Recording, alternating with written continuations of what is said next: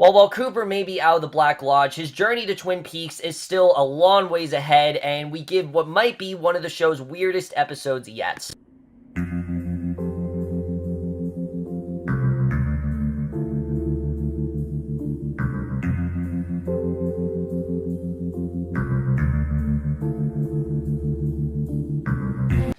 For Twin Peaks The Return, parts 3 and 4, and I was obviously very much looking forward to this part. Again, I'm not calling these episodes because David Lynch said, do not call these episodes. They're not in any way that way, and yeah, so far they definitely are not feeling like that. This very much is feeling like an 18-hour movie, and I really didn't know where we were going to go from here, though, because especially the way things left off, it was very confusing.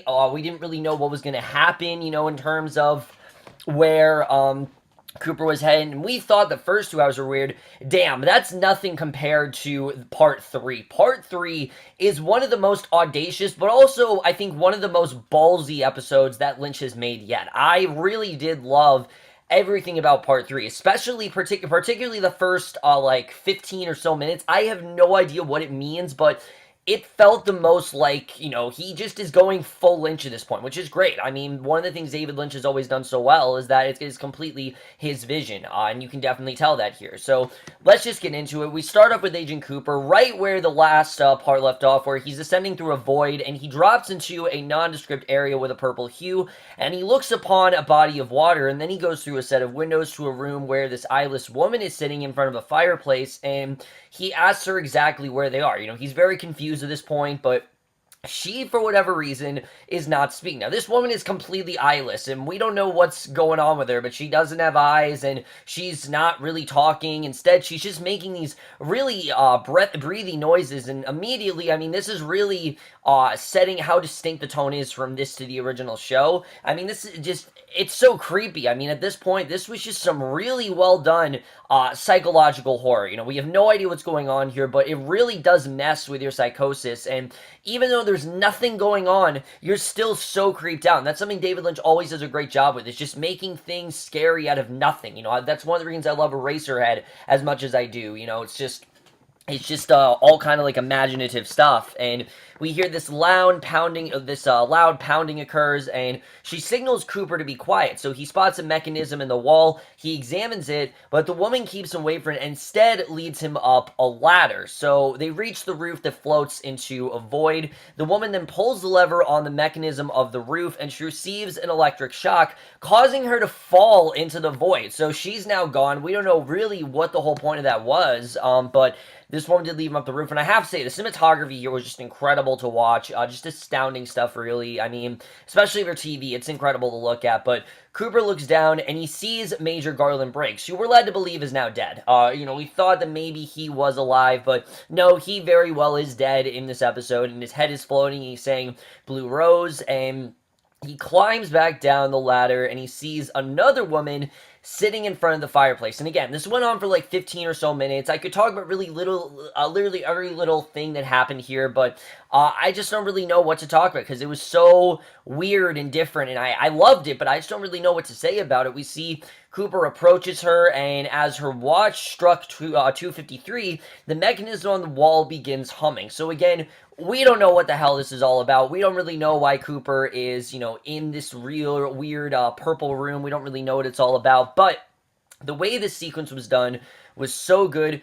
Just like the staccato editing, the lack of sound, it's all so disorienting. And again, it just makes you feel like something really bad is going to happen, Agent Cooper. You don't know what's going to happen here, but it's such a great scene that perfectly balances the idea of real and unreal. Like, it's one of those things where this can't possibly be real, but at the same time, it feels so real. Like, if this were to play out, this is exactly the way it would go, and I love the way that was done. I think all of this was just phenomenal to look at. The cinematography was just amazing, and again, it really does show, that the show, now again, that it doesn't have those restraints. It really is taking all the opportunities that it can to go weirder and weirder, but it's a necessary weird. I thought it made sense to go in this direction. I really did love this opening, and out of everything in the 2 episodes, this without a doubt is the standout thing this season so far. I'm sure we're going to get something that's even weirder than this, but so far this is probably the weirdest moment we've ever had in the show, and that's definitely saying something because the show in general is pretty weird.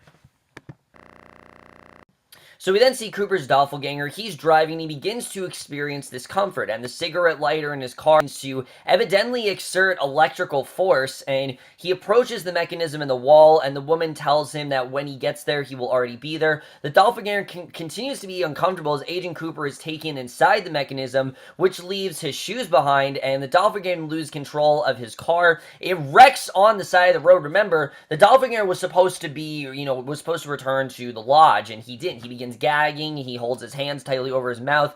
He watches the cigarette lighter, and red drapes faintly appear in front of his car. So I got the sense that he was in the lodge now, but again, you don't really know what's happening here. So I do like the way that kind of like what Cooper's actions is doing actually does kind of have an impact on his doppelganger, which I guess kind of makes sense because he hasn't really had much interaction. The doppelganger has kind of been in control this entire time. But now that Cooper's back, you can tell it is having an impact on the doppelganger, and I really did love that. And then after this, we see how impressive an actor Kyle MacLachlan is, because not only is he playing Cooper and his doppelganger this season, he's also playing a completely different character named Dougie Jones, and this easily could have been very convoluted, in a lesser show, this would have been very convoluted, but it actually worked really well. We see inside, there's a house for sale, and Dougie Jones is sitting with this girl, Jade, who's completely naked, and notes that something is wrong with his arm, on which he wears the owl cave ring on one of his fingers, and she goes to shower, and Dougie gets out of bed before falling as the doppelganger continues to hold his mouth, so clearly the doppelganger is aware of his counterpart, and Dougie then crawls to the house's living room, where an electrical socket exerts electrical force. He vomits. He's transported to the red room, and the doppelganger vomits up Garmon Bazia and then passes out. And again, we don't really know what's going on here, but we do get actually a handful of dialogue here that actually tells us about Dougie's origin. I didn't think they were going to tell us this early, but already this makes me very interested in his character. Basically, inside the Red Room, Mike tells Dougie that he was actually manufactured by someone for a purpose that has now been fulfilled. So Dougie's not real. He was clearly created, I'm assuming, by the doppelganger. And Dougie's hand begins to shrink, and his head becomes a black cloud, and a gold orb then floats out of his shirt, followed by an object that Mike shields his eyes from. And as Dougie disintegrates, the object then coughs up the gold orb, which Mike picks up along with the ring, which he places on its pedestal, and Dougie's dead, which is insane that they did kill Dougie this quickly, but it really does set the stage for where the rest of the show is going, because we see Cooper, he's transferred through the electrical socket near where Dougie just vomited and materializes, and Jade immediately believes that Cooper is Dougie. I mean, he has to be, because again, this is the only version of, Agent Cooper that she knows. She knows him as Dougie, but Cooper is now responsive. He's appearing to be in some sort of a trance with no memory, and that's where we lead Cooper through these 2 episodes, that he doesn't have any memory. He seems to have no recollection of anything that's happened in the past 25 years, and it's a very intriguing direction to take him in, because at first I'm like, alright, this is really rushed that he's finally getting back, but now that he has no memory, I mean, that's very unpredictable. I didn't expect something like that to happen. I thought he was going to stay in the lodge for a while, but no, he now has no memory, and he leaves the house with Jade as a group of men wait to ambush him, believing he's still inside. He unintentionally escapes death after dropping his Great Northern Hotel key on the floor of the car, and he bends over to pick it up, and one of the men, Gene, then place a tracker on Dougie's car. A boy watches through his home's window, and across the street, his drug-addicted mother's repeatedly yelling 1119, which we'll talk about that drug-addicted mother in the next part, but he takes a pill with whiskey. Highway patrolmen approach the doppelganger's crash car, and one of them, Billy, becomes seriously sick after sticking his head in the car. So again, we don't really know what's going on here, but I really did love the way they set all this up. It was very intriguing, and especially where we're moving forward. I can't wait to see really where this is going to go.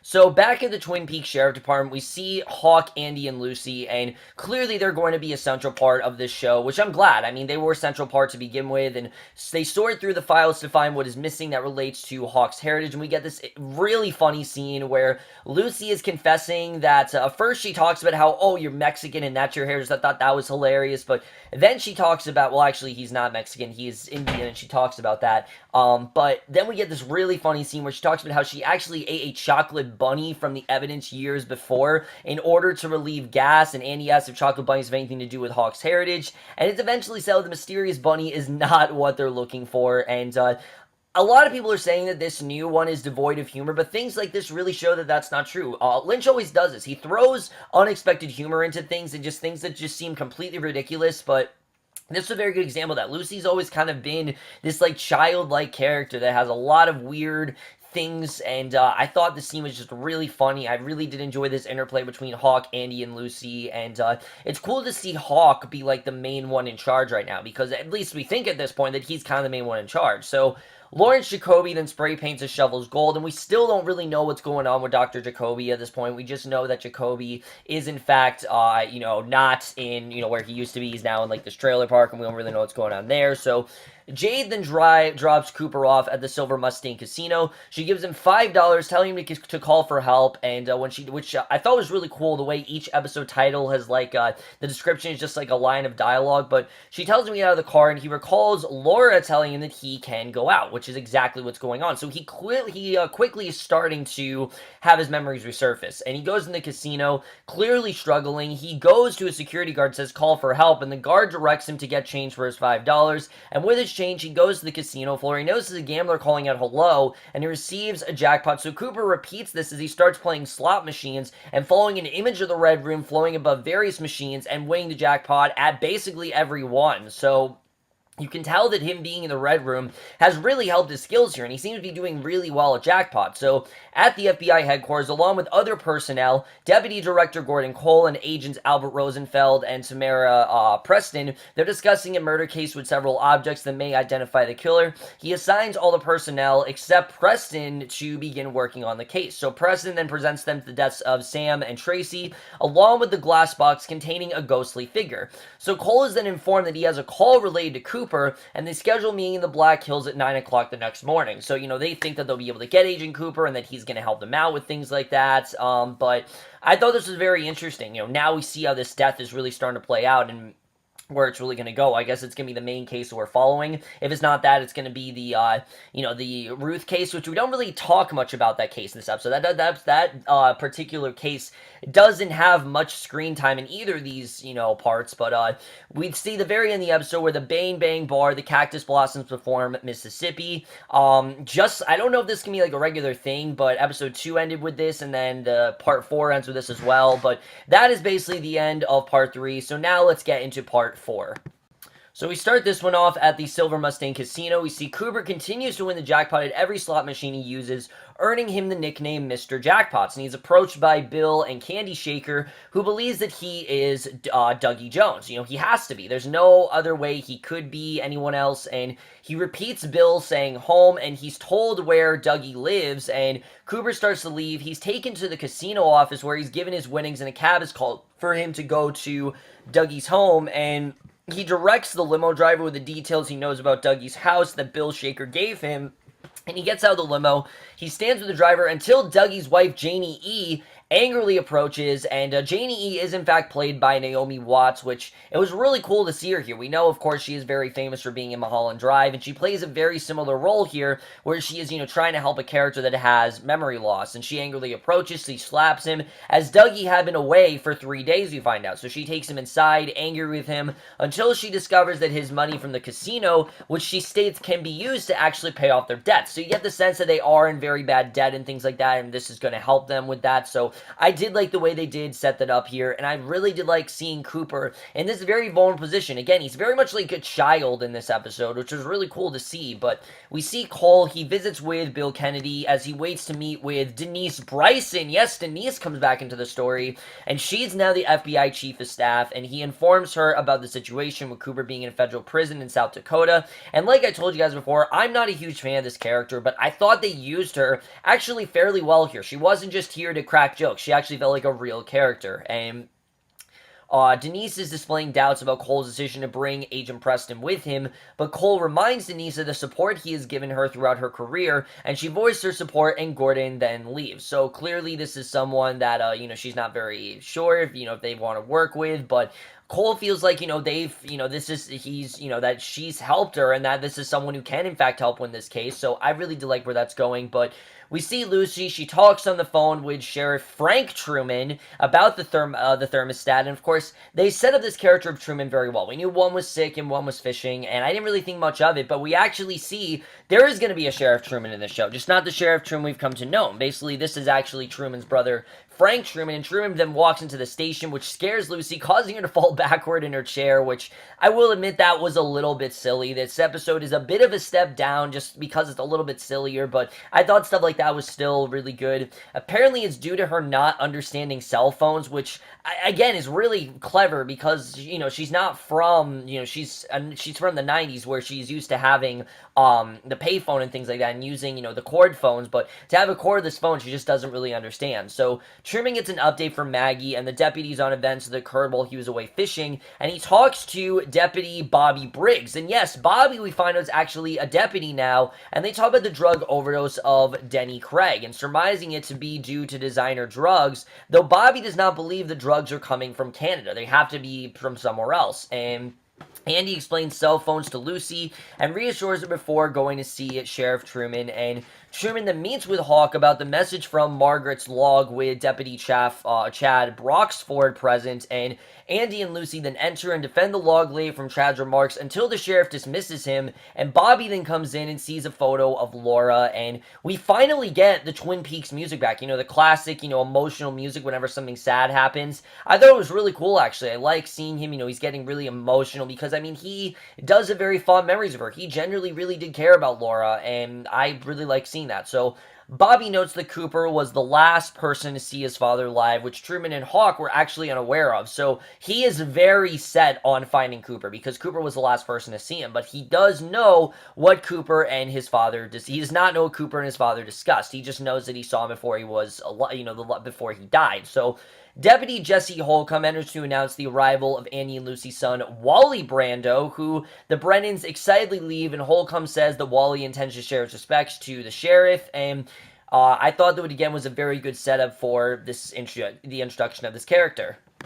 So we then meet Wally. He's dressed just like Marlon Brando in The Wild One, and he greets Frank and tells him he hopes for the recovery of Frank's brother, Harry S. Truman. Of course, Harry is the one who is bedridden, and he gives his parents his blessing to turn his room into a study. And I like they didn't kill off Truman, by the way. I feel like a lesser show would have killed him off, but I'm glad they didn't do that. So if the actor does want to come back at some point, he can. So I'm hoping that they don't kill him off. A lot of shows do that, and I'm hoping this show doesn't do that. So he goes into speech, speaking with a Marlon Brando impression, and after this, Truman awkwardly goes inside, and it's such an awkward scene, the way that was done. I really did like seeing this character of Wally, but you can tell he's basically just as weird as his parents are, and I definitely enjoyed seeing that. So basically, Cooper sits on Dougie's bed, and Mike faintly appears to him to say that he was tricked and holds up a small golden orb, and Mike tells him that one of them must die. They both can't be alive, and Cooper then feels the need to urinate, so Janie E takes him to the bathroom. He relieves himself. You get the sense that he hasn't pissed in, forever. This is the first time he has, and he looks himself in the mirror. Janie E then dresses him, but he leaves the tie up to him, and as she wakes Dougie's son, Sonny Jim, and makes breakfast, Sonny Jim actually gives Cooper a thumbs up, and Cooper intimidates it, and Dougie's tie over his head. Cooper goes to the breakfast table where Sonny Jim helps him sit down and eat his pancakes, and it was just a really nice scene. I like the way it was done, but it also makes us wonder, what was Dougie really like? This feels completely normal for them. Was Dougie completely incapable of, providing for himself? But Janie then brings him some coffee, takes a sip, he spits it out due to the heat and grins and saying hi. So yeah, this is not the Agent Cooper that we usually know. Agent Cooper usually loves coffee, and here he can't stand it. I think it's really cool to show that this is a very lost Agent Cooper. Just that little scene there. We know how much he enjoys coffee usually, so the fact that he wants nothing to do with it, I think was very interesting. So Constance Talbot then shows Chief Boyd and Detective McClay the results of the male John Doe found in Ruth Davenport, but she's blocked access to the victim's identity and records, which require military authorization, so unfortunately she's not going to be able to get in there. So we then see Cole. He arrives in South Dakota with agents Preston and Rosenfield, and they go to the prison where Cooper's doppelganger is being held, and they're presented with the contents found in his trunk: cocaine, a machine gun, and a door leg. So they interview Cooper's doppelganger, assuming that it's Cooper, it's Cooper. They're calling him Coop and everything. But he claims he has been working undercover with Philip Jeffries since his disappearance, and that he was on his way to inform Cole about his activities when he had his car accident. So on the way out, Cole suggests that giving Cooper his phone call to keep him informed about it, and Cole dismisses Preston so that he and Albert can speak privately, and Albert admits to Cole that he authorized Jeffries to give Cooper information about their men in Colombia several years before, whether this be the actual Cooper or not. And after Philip said that Cooper needed the information urgently, and after a week after Albert actually did this and the man had been killed, and they then discussed the meeting with Cooper, feeling that something is wrong. This isn't the same Cooper that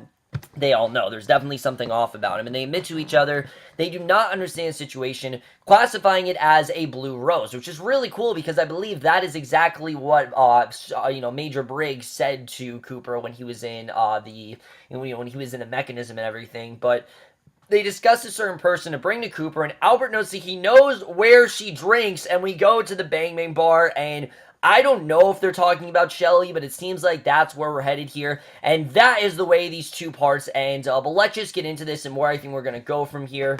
So, once again, guys, a lot of stuff to talk about, but also a lot of stuff that we don't really know what's going on here. I will definitely say, though, that the way this episode ends, it definitely seems like Albert is talking about Shelly. I mean, it just makes the most sense. I mean, that's the person who's really they're going to bring to Cooper. She knows Cooper very well. She would very well be able to tell the difference between the real Cooper and the fake Cooper. And, you get the sense that she's kind of going on with her life and she's kind of moved away from it all. But I'm interested in seeing really where that's going to go.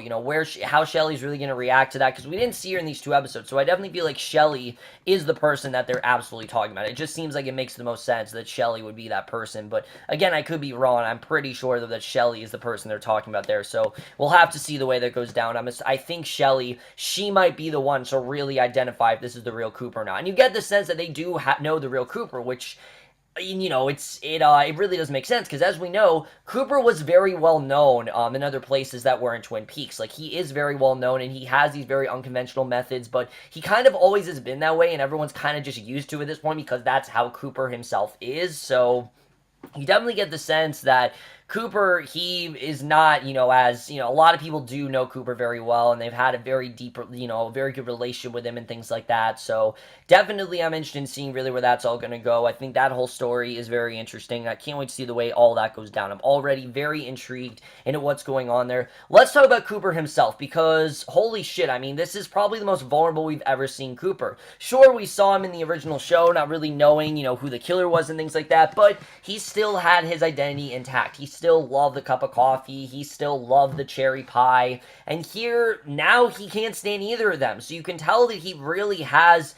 not taken Dougie's persona fully, but he's not the same Cooper. He doesn't have those memories. He only remembers things that happened in the lodge, and I think that's really interesting. He doesn't remember really anything else that's happened since, which I don't really know how that all works. I don't know if he's going to get his memories back gradually, but remember, this whole thing is supposed to be his journey back to Twin Peaks, so I think it made sense for him to not remember everything. If Cooper did remember stuff, it would have been like a 9-episode series, but because this is 18 episodes, they need to try to stall this out as much as possible. I think it makes sense here. I think on a lesser show, this could have just been them stalling it out, but I think it made sense for them to do this. We need to see Cooper's journey, and I'm definitely interested in seeing how that all plays out. I really like seeing Naomi Watts here. I thought she was really great in this episode, and I do hope we see more of her in this miniseries. I think she's very good here. And again, I like the parallels between that and Mulholland Drive. I think it's really cool the way they did that. Let's talk about Truman and Bobby, because I really mentioned this storyline. Again, I think a lot of this is about, it is definitely decoding the message from, the log lady's log, but it's also about finding Cooper. Obviously, they do want to track him down. I think it definitely is leading them to that, and you can tell that Bobby, he's determined to find him. I mean, this is the last person who had a conversation with his father, and I think he kind of wants to know, what did they indulge him? But if Cooper doesn't have his memory, there's not really much that Cooper can say, unfortunately, so we'll have to see really where that's going to go. I think that definitely is very interesting. I like seeing Bobby in his, as the deputy. I think it definitely is the right role for him, and I'm glad that him and Shelly are kind of apart here. You think that these two, they put them together, but I thought it was honestly clever that they kept these two apart. We expected them to maybe get married or whatever, but no, that's not where we're headed. It seems like they've been apart for quite some time, and I don't know if they're really going to find their way back to each other. We'll have to see. I like the new Truman. I think he's definitely a good character, and I think it made sense to have Truman on here. I think definitely it's going to be interesting to see really where that's going to go. I don't know if we're going to see the other Truman, but like I said, if the other Truman does want to come back, you know, he can, because he's not dead. They haven't killed him off. He's still around, and that's something I'm definitely interested in seeing if he does, in fact, come back. We'll have to see the way that really goes. Oh, also, the Candy Shaker in the episode was actually played by Sarah Paxton, which I thought was really cool, the way they got her in there. But, yeah, Sarah Paxton was there. Like I said, Denise, this is not a character I've been fond of, but I like what they did with her here. I like that she is this very good chief of staff who doesn't really trust Agent Preston, but Cole kind of feels like he should bring her in. So, we'll have to see the way that really does go. You know, is she going to trust Preston as time goes on? Is she going to open up to her? We'll have to see really where that's going to go. I think that definitely is very interesting. I really love the comedy between Wally, Lucy, and Annie, but I did feel it was a little bit overdone in this episode. We didn't really need to see Wally here. Just kind of felt like a random appearance, and I did like the whole Laura Palmer thing. I thought that definitely was very done. You know, we knew we had to have that Laura Palmer reference in there, and Episode 3, though, I mean, has to be the standout here. Just the whole 15 minutes, we don't really know what that's all about, of him traveling through this void. You know, we don't really know what's going to happen here. And also, who was Dougie? Dougie seems completely incapable of anything, like he just wasn't able to really do anything. He couldn't really provide for himself, and I don't know if that's really where we're headed here, but it seems like that was very much the case. Like, that's kind of who Dougie was, so we'll have to see the way all that really does go down. Overall, guys, I definitely really did enjoy these 2 episodes. Also, I don't know where the whole Sam Colby and Tracy Barbarato case is going, but I do have the sense that this was definitely the Doppelganger's doing. I mean, it has to be, right? Like, he's trying to cover up to pretend to be Cooper, and obviously that's not the case, so we'll have to see really what's going to happen there. I think that definitely is going to be very interesting to see how all that plays out. But overall, guys, I was definitely a fan of both of these 2 parts, and so when all is said and done, guys, I am going to give Twin Peaks The Return Part 3 a 4.75 out of 5 or an A, and Part 4 I would give a 4.5 out of 5 or an A minus. So over, guys, my review of Parts 3 and 4 of Twin Peaks The Return. I am now officially caught up, thank God. I can't wait for Part 5. I'm really enjoying this series so far. It's really different from the original, but I'm glad it's taking a lot more risks and it's going in a more weirder direction, because you can really tell that Lynch wanted to have the freedom to do that, and now he does, and I'm very excited to see where the rest of the show goes. But let me know what you guys thought of both of these parts. Love to your thoughts on it, and we'll see you guys in my next video, which will be for the season premiere of Fear the Walking Dead, which we'll see how that really turns out. I'm hearing a lot of interesting things about that, and I will see you guys for that. Okay, bye.